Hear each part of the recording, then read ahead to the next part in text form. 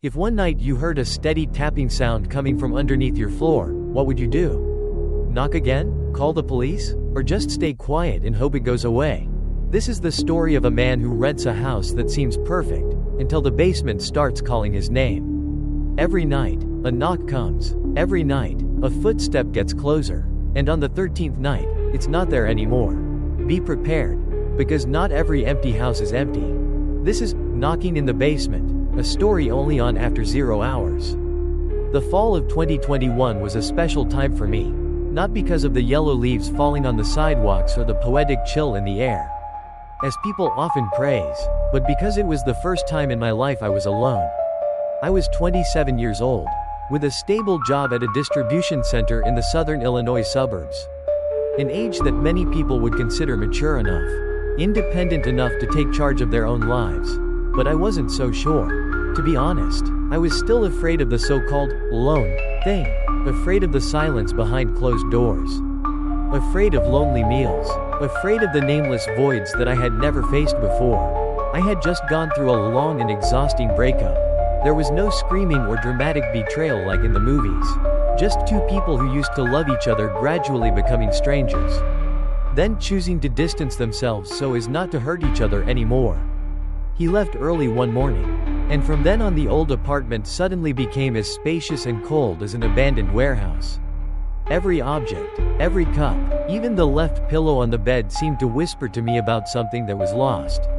I knew I needed to leave, not to run away, but to heal. I thought, maybe living alone would help me find balance again. A new place, a new pace of life.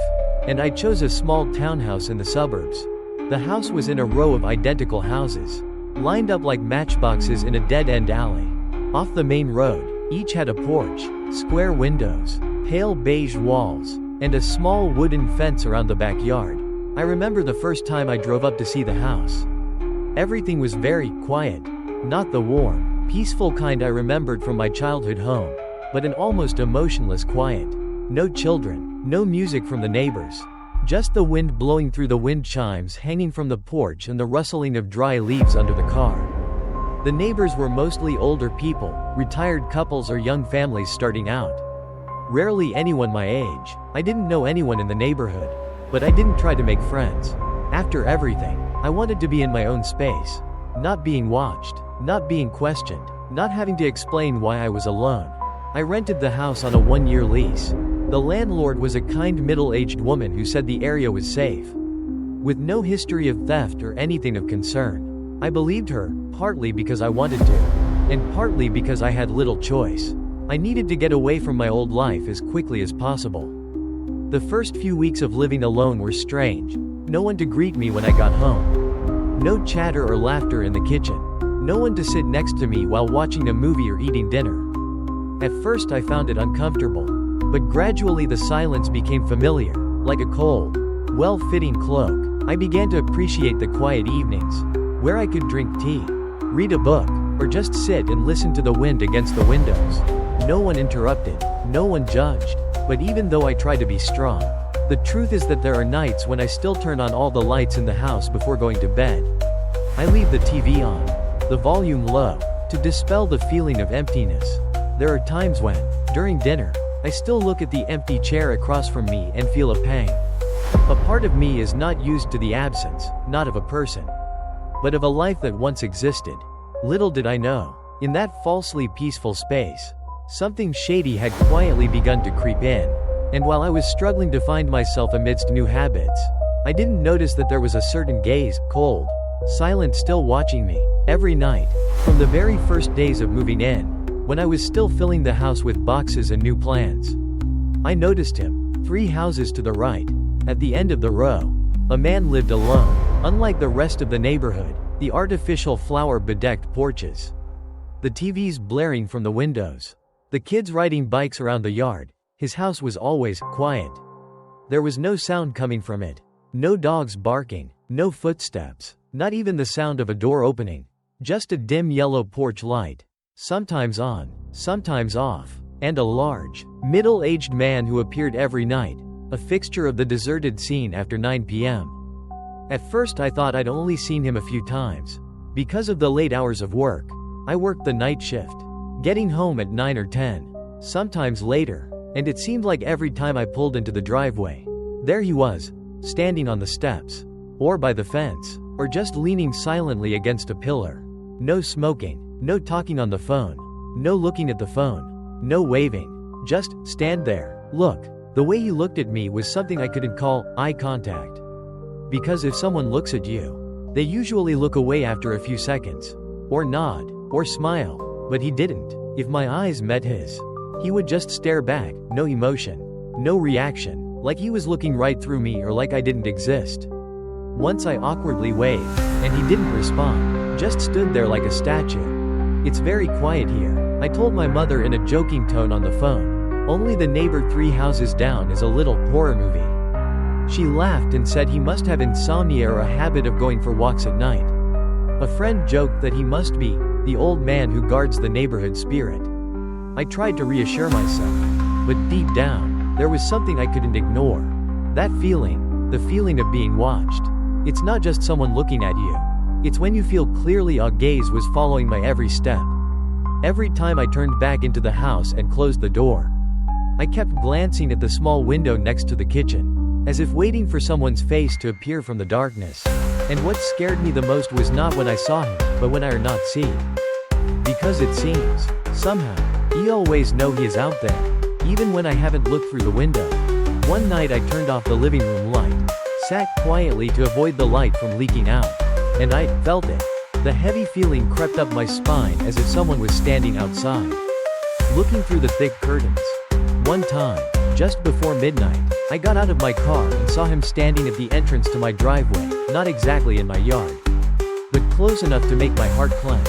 Not saying anything, not moving, just standing there, his arms hanging at his sides. His shadow stretched out under the streetlight like a long crack in the ground. I pretended not to look, quickly opened the door and stepped inside, locked the double door, and stood behind the curtain looking out. He was still there. He didn't turn around and leave like a normal person. He just stood there staring at my door, as if waiting for something to happen. I didn't dare move, just watched him through the gap in the curtains. It wasn't until the sensor light in the house next door turned on, probably because someone was passing by, that he slowly turned around and walked towards his own house. No words, no rush, leave no trace. From then on, I started a habit of triple checking my doors before bed. I left the porch light on all night. I avoided going out after 10 if I could. Part of me wanted to believe that I was just imagining things, that I was haunted by the thought of being alone and the lingering loneliness of the breakup. But another part, the part that whispers in the dark every night, keeps reminding me that they is watching. For no apparent reason, no action, but not taking his eyes off me either. As if I had accidentally fallen into the sights of something not quite normal. Around mid-September, when the leaves began to turn yellow and the nights grew chilly, I began to hear strange noises. It was a long day. Like any other. I worked as a warehouse manager at a distribution center about a 25-minute drive from home. I usually got off work around 10 p.m. Drove home into the quiet of the southern Illinois countryside. Crawled into my small, familiar townhouse, ate something cold, and went to bed. I was getting used to the solitude. The house had a little bit of my warmth now, the smell of morning coffee, the messy pile of sheets, the little nook with the bookshelf, the warm yellow nightlight. That night was normal. I went home, showered, ate some instant noodles, and watched a long series on Netflix. I remember being so sleepy that I fell asleep on the sofa. Then woke up around midnight and dragged myself to the bedroom, flopped down on the bed without bothering to change. The clock read 12:12 a.m. And then, at 2:37 morning, I wake up, not because of a nightmare, nor because of the alarm clock. I woke up because sound. A vague but sharp sound cut through the night air, metal scraping on wood. The sound was long, slow, and deliberate, not the sound of wind rushing against a door. Not the sound of an animal rummaging through a trash can, but something purposeful. I lay still, my body stiff, my mind wandered to the backyard gate. My bedroom was on the ground floor, facing the backyard, which was surrounded by sliding glass doors and a wooden fence. I remembered locking the door. I always locked the door, but the sound kept coming, clear and haunting, a click, and then again too, as if someone was trying to unlock or move something metal. rubbing against the wooden surface. I sat up, my heart pounding. The room was dark, except for the pale yellow light of the street lamp that filtered through the curtains. I didn't dare open the curtains completely. I was afraid I would see something I would never forget. Then the noise stopped. There was an eerie silence. And I thought maybe I had imagined it. But no footstep resounded. Clear, discreet, slow footsteps on stone. My backyard wasn't grassy. It was paved with decorative stones, small pebbles that crunched when someone walked across them. And the sound I heard wasn't a cat or a weasel.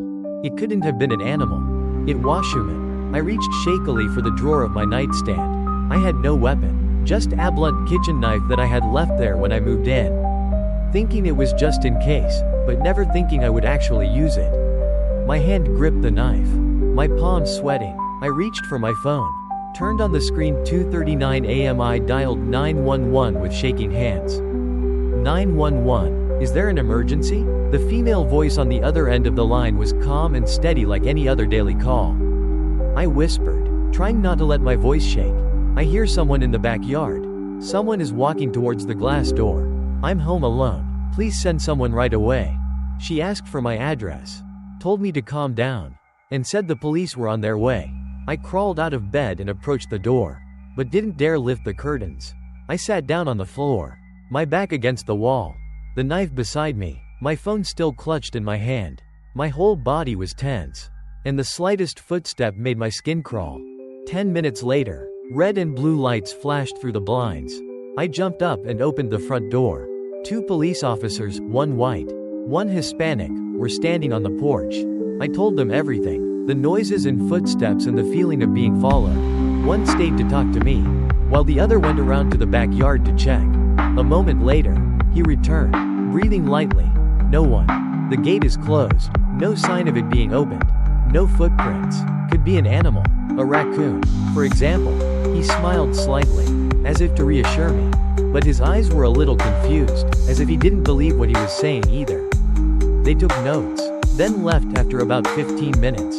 I stood in front of my house, watching the patrol car's lights fade into the night. The darkness was so thick that it swallowed up all light. The wind began to blow harder. The neighborhood fell silent again. Only this time, I knew one thing for sure. I can't imagine. That night, I didn't sleep. I turned on all the lights, sat huddled on the sofa, and stared at the backyard door. And all night long, I kept hearing in my head the sound foot on stone. The next morning, when the sun finally rose behind the trees at the end of the cul-de-sac, I still hadn't slept. I slumped on the sofa with a cold cup of coffee in my hand. My eyes burning from lack of sleep, but my mind as clear as ever. The sounds of footsteps, the scraping of metal on wood, still echoed in my head like a haunting song that I couldn't turn off. I checked all the doors a third time. The sliding door to the backyard was still locked. The front door was fine. The windows weren't forced open. Everything, on the surface, seemed normal. And that's what makes me panic even more. There's no proof, no sign that I've had a close call. Just the memory and the fear still pounding in my chest. I called my mother. I didn't want to worry her, so I just told her gently. I heard a strange noise in the backyard. It sounded like an animal, I think. She reassured me, saying that new homes often have unfamiliar sounds. But I knew I hadn't heard wrong. It wasn't the wind. It wasn't a cat. It was people. That night, I tried to do everything as normal. I went to work, finished my night shift, drove home when the streets were deserted. As I turned into the dead-end street that led to the row of townhouses, I glanced back toward the end of the row, and it was as if I had never left. There he stood again. The dark shadow was silent in the dim yellow light, still not moving, still not responding. This time, I didn't look at him. I walked quickly into the house, locked the door, turned on the lights, checked the camera I had just placed on the cabinet but hadn't finished installing yet. I knew I needed to be prepared. I couldn't sleep until I was sure that night will not be like last night. But that did not happen. Because that night, everything recurred and more worse. At 2:37 a.m., I was awakened by a familiar sound again, the rustling of gravel being stepped on. Then again, the sound of clack clack, like the sound of testing a doorknob. But this time, instead of sitting there frozen like the night before, I immediately grabbed the phone and dialed 911. 911, hello, what is your emergency? A familiar female voice rang in my ear. I whispered, staring at the closed sliding door. "There's someone in my backyard." I hear footsteps. Someone's trying to get in. It's the second night. The dispatcher asked me for my address, name, and asked me to stay calm. "The police are on their way," she said. "They should be here in about 10 minutes. Please stay inside, lock your doors, and be non-confrontational." I crouched down behind the sofa, where part of the back door was visible through the curtains. I didn't dare lift them, but I felt as standing out there, right on the other side of the glass, just a few feet away from me. My hand clutched an old kitchen knife, the only thing I could call a weapon. My other hand held my phone, on silent mode. My heart was pounding. Then, sensor light on. The cold white light swept across the backyard like a spotlight, and in that moment I see a shadow gliding through the gap in the curtain. Tall, dressed in dark colors. He didn't hide. He knew there were cameras. He didn't care. I couldn't wait any longer. I jumped up, ran to the front door, opened it just a crack, and looked out. And then I saw the flashing red and blue lights of a police car approaching. I stepped out onto the porch, waving. 2 policemen, the same ones from the night before, got out of the car. I told them everything, the noise, the footsteps, the shaking of the doorknob, the shadow behind the curtain. This time they were more serious. One walked around to the backyard. The other stood talking to me at the door. When the policeman from the backyard returned, he nodded slightly. We found footprints, large, leading straight to the back door. I let out a heavy breath, as if someone had finally seen what I saw. But then, their next sentence sent me back over the edge. But since there was no sign of forced entry, no damage, and no evidence he was armed, there was nothing more we could do. I said nothing. I just stood there, in my thin sweater in the cold night, looking at the 2 men who represented the law. The only people I could count on concluded that it was all just not serious enough. They promised to patrol the area more.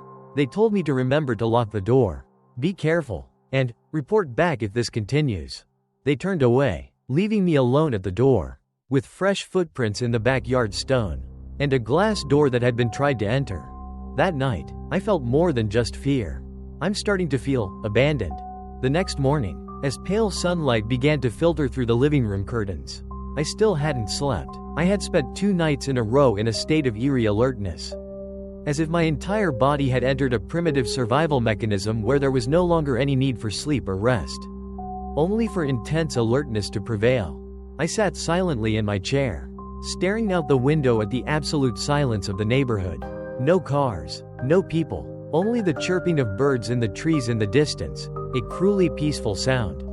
Because it was the complete opposite of the psychological hell I was in. After the police left the night before, I checked the front and rear cameras. But because they were newly installed, the equipment was still limited and could not capture the stranger clearly. I planned to change to a more advanced model at the end of the week. But that morning, what made me feel chilling not from the camera screen, but from something very simple, a stone. I stepped into the backyard on reflex. I needed to feel in control of my living space, even if it was just by opening the door, breathing in the air, and checking the yard. The wooden gate at the end of the yard was still closed. Or at least looks like closed. But as I got closer, I noticed something unusual.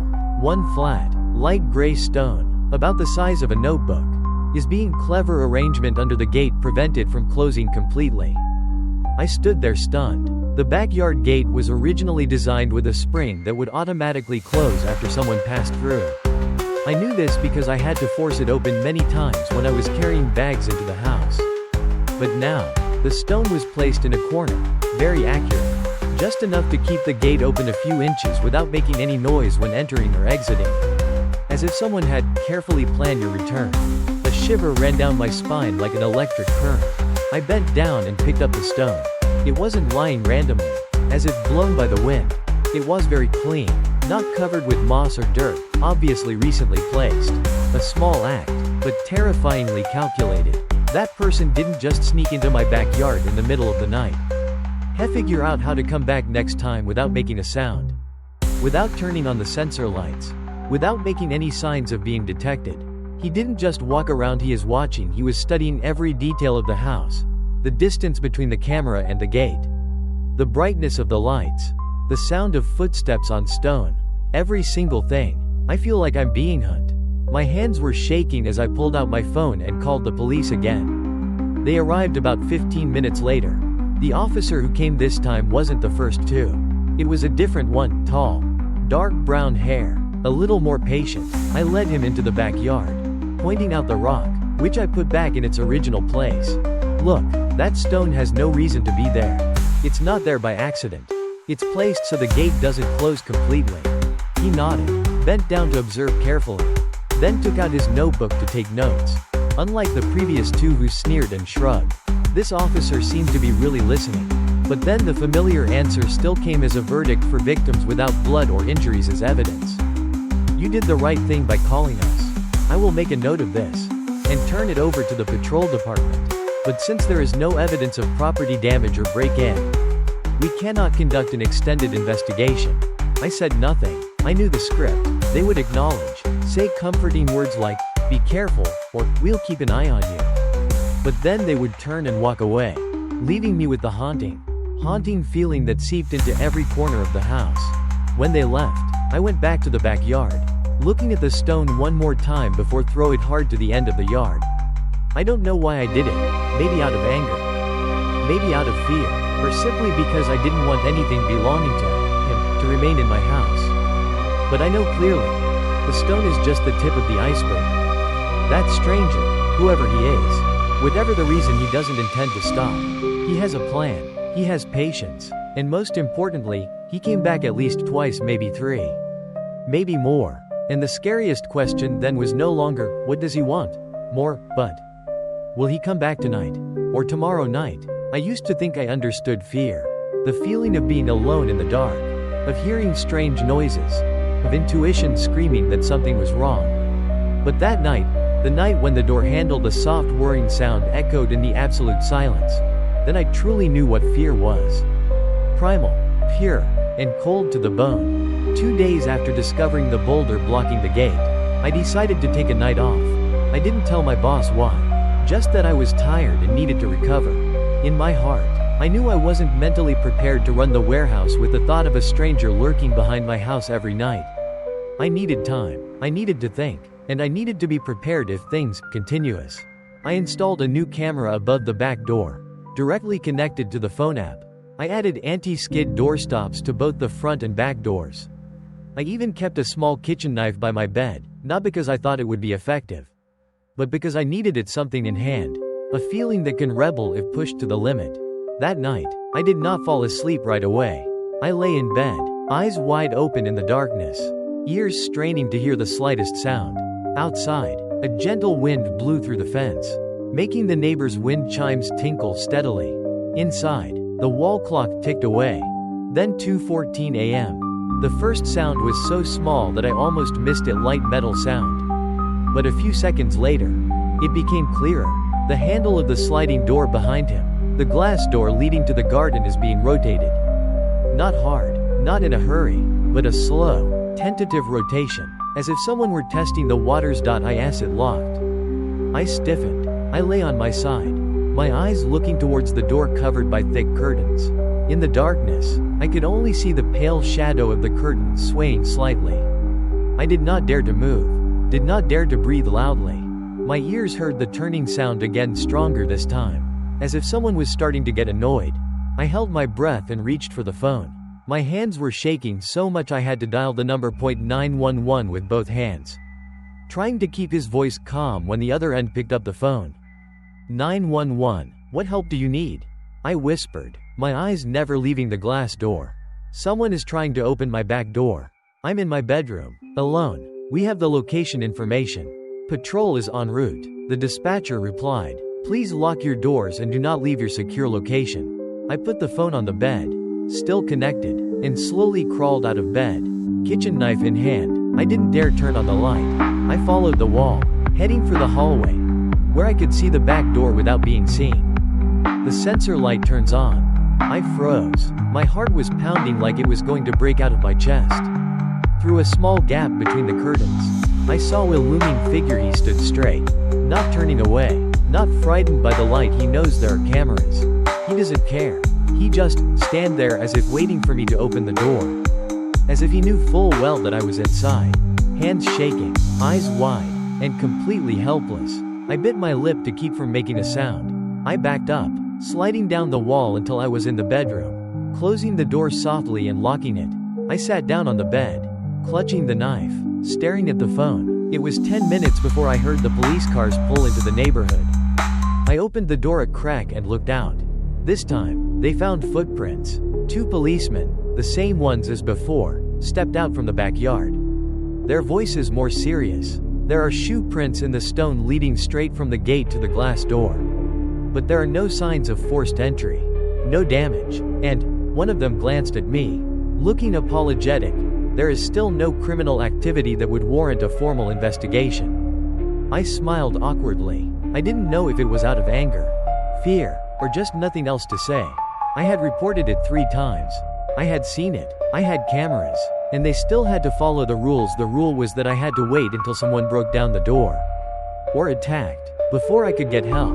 They left as they had before, leaving me in the haunting feeling that grew like a smoldering storm. But this time I didn't wait until the next night to react.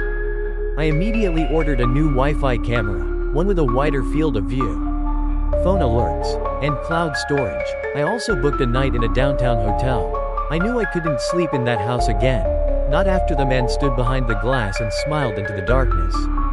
As I left the house the next morning, I looked back at the back door. Faint handprints, perhaps from the night dew, or from the person himself, still printed on the glass. Not obvious, but enough to make my skin cold. And I thought to myself, next time, he won't just turn the doorknob. After the night he tried to turn the back door handle, I knew one thing for sure. He will come back not to scare. Not to hover around the fence, but to enter. That feeling came not only from fear but also from some instinct within me that had awakened. Like a small animal trembling before a storm, knowing that its nest was about to be invaded. The next morning, I woke up in a cheap hotel, with dark circles under my eyes and my hands still shaking slightly. Before I got out of bed, I ordered a set of dedicated surveillance camera, the kind that has night vision, motion detection, real-time alerts, and cloud storage. I don't just need to review after the fact, I need to see him as soon as he appears. That evening, I returned home. Opening the front door felt like stepping into the mouth of a beast's den. But I had no choice. I couldn't leave forever. Not when there were still things in the house. And most importantly, evidence that I had yet to grasp. I set up one camera on the front porch, and one right above the back glass door where he used to stand. The angle was just enough to cover the entire backyard and fence. Everything was connected to the app on my phone. I double-checked the connection, the power, and to test it, I walked into the backyard. My phone immediately buzzed with motion. Perfect. That night, no sleep. I sat on the sofa, turned off all the lights, wrapped in a blanket, eyes glued to the phone screen showing both camera streams. The clock ticked by. 1:50, 2:10, nothing. I began to think maybe he wouldn't come. Maybe he saw the police car, saw that I wasn't easily intimidated, and gave up. 2:23 a.m. The phone vibrates slightly. A motion, ping, sounds from the rear camera. I opened the screen, my heart pounding. The screen showed a black and white scene, a backyard dimly lit by infrared light. The gate is open and a figure is walking into the frame. Him. He is tall, broad-shouldered, wearing a shirt, black hoodie, dark jeans and wear gloves. His head was bowed as he stepped over the fence. Moving slowly as I know where the camera is, he crept closer to the edge of the wall to avoid early detection. But as he approached the door, he stopped. Then slowly, like a carefully choreographed play, he looked up and straight into the camera. The moment his eyes met the lens, even if it was only through the phone screen, I felt like he was looked straight at me as if he knew I was watching. Knew I was trembling behind the door. Knew I was clutching the phone with one hand while the other held the useless knife. Already, he smiled. A slow, crooked smile, stretching as if every muscle in his face was trying to stretch unnaturally. Not friendly, not happy, but a kind of challenge. A cold statement. I see you. I know where you are. Then he backed, still looking straight into the camera, until disappearing into the darkness at the end of the field. I don't remember how I called the police. I just knew my hands fumbled to dial the number. My voice choked in my throat. He came back. I have video. It was him. He looked into the camera. He smiled. The police arrived about 15 minutes later. It was the same two guys. But this time, they didn't have the "it's just a raccoon" attitude like before. I showed them the video. They were both silent for a long time after watching it. Yes, you're right, one of them said. This is worrying. So, can you catch him? I asked, still holding out a slim hope. The policeman shook his head. No, he didn't break in. He didn't vandalize. He didn't have a weapon. We don't have enough reason to arrest or search. We'll report back and request more patrols around here. But, honestly, if you have somewhere else to stay, I'd advise you to leave for a while. Those words, thought to be advice, rang out in me like a surrender. Surname also afraid of him. They saw the video. They saw that smile. And there was nothing they could do. He knew it. He knew it. The law will not stop him. That night, I didn't pack anything. I just took 3 clothes, some cash, and left the house. I booked another hotel room, farther away. I didn't dare sleep anywhere near that neighborhood another night. Before I left, I looked back at the camera one last time. The backyard was empty, but I knew he is still somewhere nearby, and he knows me watching. I used to think that a smile straight into the camera was the height of menace. I used to think that when he appeared on video, standing in the middle of the backyard in the cold night, smiling at me through the lens, that was when I saw the full horror. But I was wrong. I left the house in the early morning hours. After the police confirmed that there was little they could do, I didn't bother packing, just stuffed a few clothes, my computer, my wallet, and my phone into my backpack and left. I didn't dare look back. Didn't dare glance at the backyard. Didn't dare imagine that, just a few steps behind me, there might be his standing there, looking on. I stayed in the hotel for 3 days. During that time, I didn't sleep a single night. I woke up in the middle of the night, clutching my phone, staring at the screen of the camera connected to the house. I kept checking, rear camera, front camera, motion alerts, but strangely, he did not return not once after that night. I should have been relieved, but the quieter it was, the more uneasy I felt. It was like crossing an old wooden bridge if the top collapsed. At least there was a way back, but when everything absolute silence, you never know when you will fall.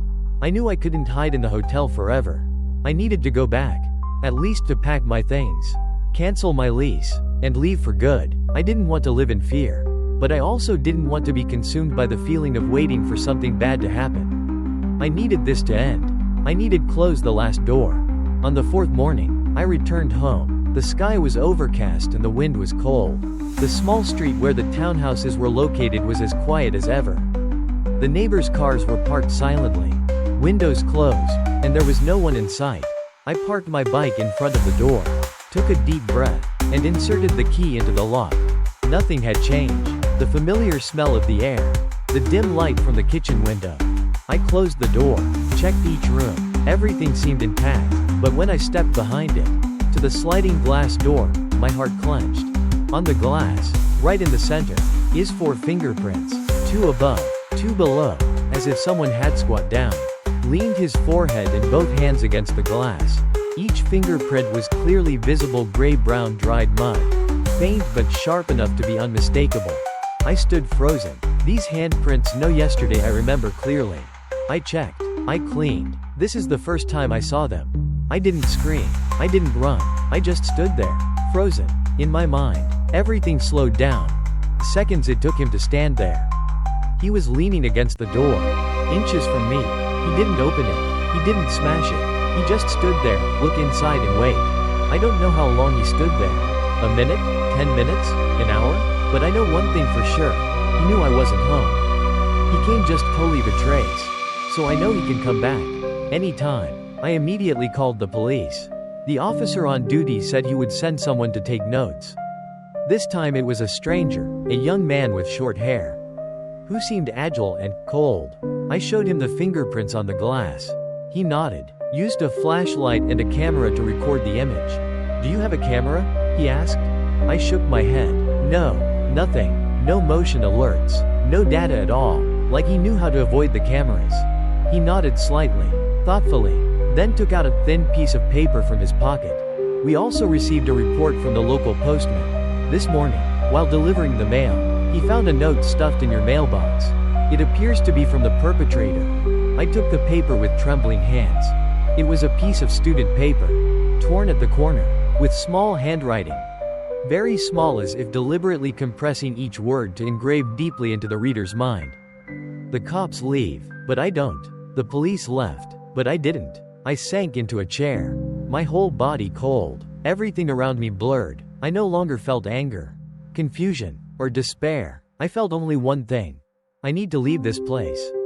Now. Forever. I didn't sleep that night. I called the rental company and said I would cancel lease. No deposit required. No reason required, I just left. They said they would contact me later to clean up. I nodded. I never went back there again. I don't know who he is. I don't know why I was chosen. But I do know this. There are people who don't need to break doors. Don't need to scream. Don't need to use knives. To make you understand that you are being hunted. And when he leaves a message in your mailbox, he is not just trying to scare you. He is declaring that the game has just begun. But I don't play anymore. I left, and I didn't look back. I left that house in late September. Early one morning, with fog still obscuring the driveway, I got into my car with a backpack of clothes, a cardboard box of personal memorabilia, and never looked back. I didn't get my deposit back. I didn't go back to unpack. I'd rather lose a few $100s than spend another night without sleep in the heavy darkness that always lurked behind the curtains. I moved to another neighborhood, closer to the center, where neighbors chatted in the yard, kids played, streetlights stayed on all night, and, most importantly, human presence. I no longer felt like I was being watched. No more noises at 2 a.m. Gradually, I started to sleep again, started eating normally, and even smiled sometimes when someone told a random joke. I didn't tell many people about it, partly because I was afraid of being labeled paranoid, and partly because I just wanted to forget. I deleted the camera data, canceled the remote monitoring subscription. I wanted to close that door forever, literally and figuratively. But then, about 1 month later, I got a strange message in Facebook. The sender is a girl named Kayla. Her profile picture was a picture of a smiling, long brown-haired, friendly-looking girl. Her message was simply, "Hi, sorry to bother you. I think you used to live at old townhouse address. I just moved in a few days ago. Something a little strange has been going on, and I wanted to ask you something. Have you ever seen a man in a black hoodie wandering around the backyard at night?" I read the message 4 times. My eyes stopped at the words, "black hoodie." It was like a cold punch to the gut. He was there, still there, and this time, he changed target. My heart started to race. For a second, I considered replying, telling Kayla everything, the noises, the fingerprints, the camera, the threatening message. I imagined sending a long text, warning her to leave immediately. But then I stopped. I put the phone down, stared at the wall in front of me. I did not answer. Not because I don't care, but because I thought if I go back to the past, if I continue to be involved with that house, even through a text message, I will never really leave. I don't know what happened to Kayla after that. Maybe she left, like I did. Maybe she called the police and got more help. Or maybe she didn't get to do anything. But I did choose to cut it off completely, not because I'm a coward, but because I understand that I got out, and I can't drown myself again. I did the hardest thing in this story. I believe in myself when no one else will. I listen to my intuition. I don't wait for damage. I don't wait for someone to break down or cause injury. I choose to leave before it's too late. And that is what I want to share with you people listening to this story. Green square advice from the story. If you ever feel insecure, if you ever hear a noise, ever have a bad feeling about someone, trust your feelings. No concrete evidence is required to act because your safety is our top priority. Sometimes the worst things don't come from gunshots or daylight robberies. They come from silent thing, from the silent gaze across the street, from the footsteps at 2 a.m., from the handprints on the glass that you don't remember wiping. Don't wait until it happens. Don't be afraid of being perceived as too sensitive. Leave if you can, speak up if you need to, and protect yourself. Studio microphone. If you find this story worth pondering, please checkmark like video to support the main character, who overcame his fear and regained peace. Checkmark. Comment your thoughts. Have you ever been in a similar situation? How would you react if you were in her shoes? Checkmark subscribe to channel to listen to new stories. Some scary, some touching, but always full of humanity and profound lessons. Headphone, thank you for listening to today's story. Stay safe, and always trust your intuition. We are after 0 hours, a place that tells the strange things that happen when the world sleeps. See you in the next story.